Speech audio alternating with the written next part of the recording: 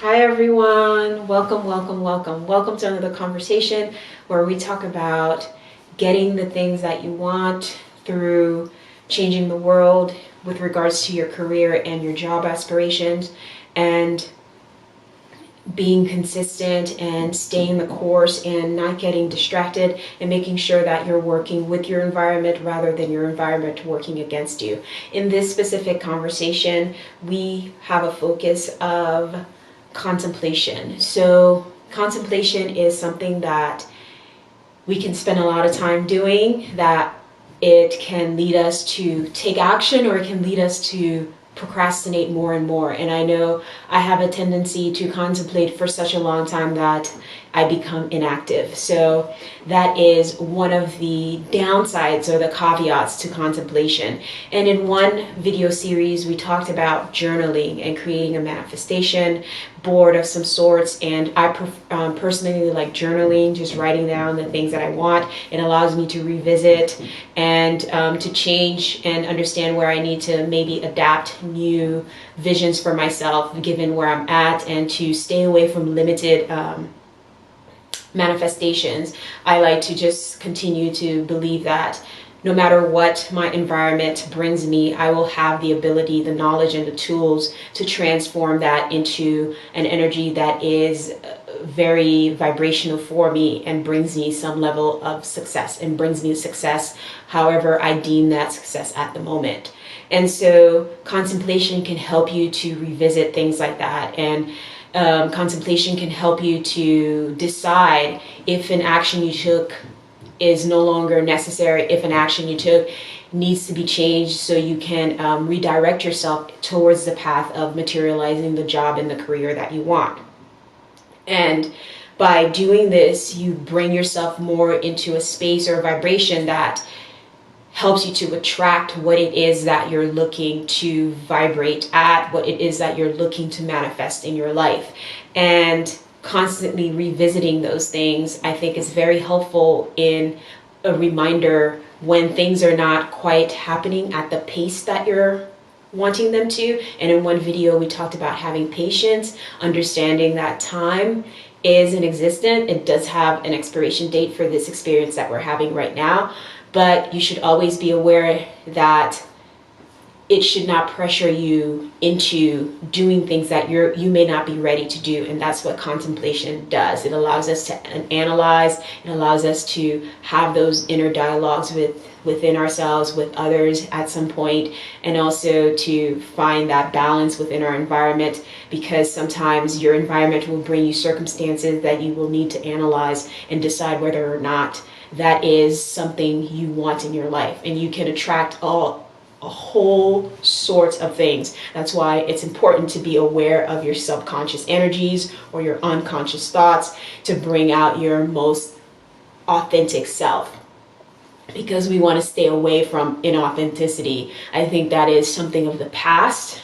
I think that is something that needs to be revealed, that layer needs to come off in order for us as a human collective to transcend the need for authenticity. Like, I'm pretty sure it had its purpose at some point, because maybe we needed to protect ourselves. But now we are at a place where if we want to grow, if we want those spiritual things, access those spiritual knowings, I think it's time to be more authentic. And that will also help you to manifest a job in the career that you want. And that will help the economy create things that are helpful to human beings and that people want to do and want to gravitate towards. And I think it'll just have a hand in everything, and it will influence the bigger scheme of things. And as you do that, I think it will allow or improve your perspective, in a sense that you no longer feel alone. You no longer feel like, am I the only one that thinks like this? I think a lot of times people feel lonely, or people feel like they're out of sorts because there is a really big level of authenticity, and people don't want to share their deep down self because they feel vulnerable, they feel scared, and they don't want to be judged. And judgment is a part of our reality, because there is need to judge a situation, to judge a circumstance, to figure out, is this the right thing for me? Is this not the right thing for me? So there is a level of judgment that needs to happen in the world. But when we're judging individuals based on them expressing their authentic need, them expressing things about themselves, that brings a certain level of vulnerability. I think that's when we kind of overstep and we start to create people who are isolated from the majority of society because they feel like they can't come clean or they can't share some of the things, and it creates like dark webs, dark underground things, back alley situations and all that energy that just happens in the dark because people feel like they can't talk, they can't express how they're feeling at the moment or how they're feeling about a certain situation. And we want to reveal those things. We want to illuminate those things and give people a free space to kind of talk about those, their innermost dialogues, should they want to share that with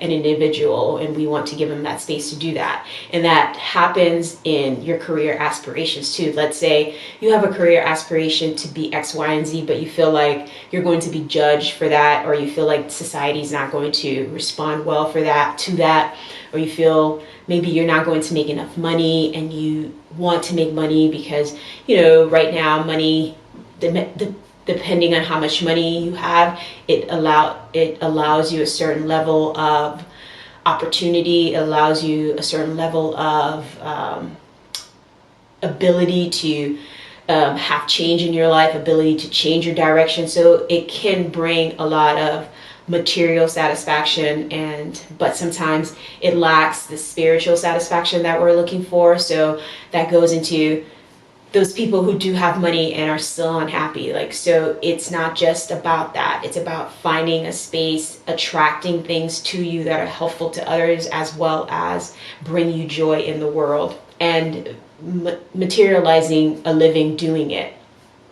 And what that does is it gives you a sense of peace. You gain a sense of, you know what, I'm doing this. I know other people feel the same way. I know other people are ready to reveal their gifts. They're ready to find their unique genius. They're ready to be the persons that they want to be. And by genius, I don't mean that you have to discover something, whatever. I mean that you are authentically yourself. And so by doing that, you discover something that you can bring into the world that is of value. And as our environment, as the people who are contributing to that, they see the value in that and they want you to continue to bring value. So it doesn't matter where you're at, what service you provide, what you do in the world, it is going to be received in a way that is, wow, this person is authentically themselves. This person is doing something that is good for the environment. This person is not only compassionate and caring for themselves, but they're also compassionate and caring for their environment. They are in a space of unconditional love. They are in a space of helping others as well as themselves. And they are okay taking time out for themselves. They are okay being isolated, but not being lonely. Does that make sense? You can be in a state of isolation because you choose so, but you're not lonely because you feel like you're alone and nobody supports you. And I think this is a good thing that helps us to really get in a space of emotional balance, emotional contentment, and feeling like, yeah, you know what? I do have something to contribute to the world. I have contributed something to the world, and I'm okay. Whatever it is that you do, you're okay. Whether you are in the service industry, whether you are a titan of industry, whatever it is that you do, you know that you're doing something that is of service to the world, and it's not superficial, and it's not just about one entity having it all, or just being, it like kind of takes away from those who want to be greedy. Because then when we're all in a space of authenticity, it makes it harder for things to happen in the shadow. It makes it harder for people to be greedy.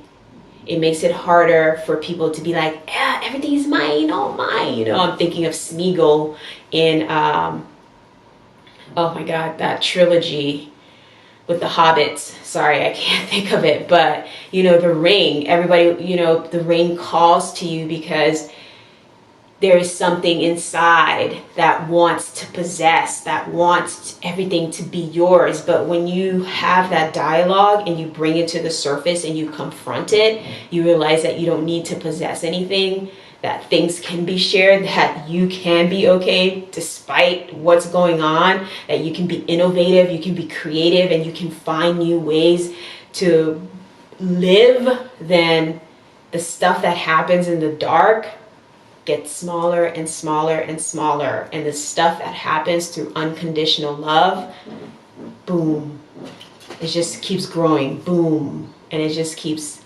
multiplying, boom, all the time. All right, I hope this energy was helpful to you. I hope I conveyed something that was concise and clear.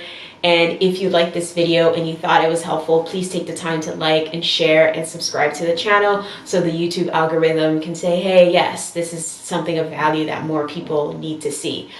If you want to connect with me on a different level, please check out my website. I'm at exploringsoul.com. You can find the information in the description, in my bio, wherever you decide to click on. It'll be somewhere in the about section of the video, wherever.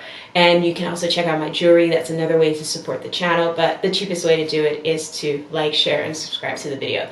I will talk to you again. I love you. Take care of yourself.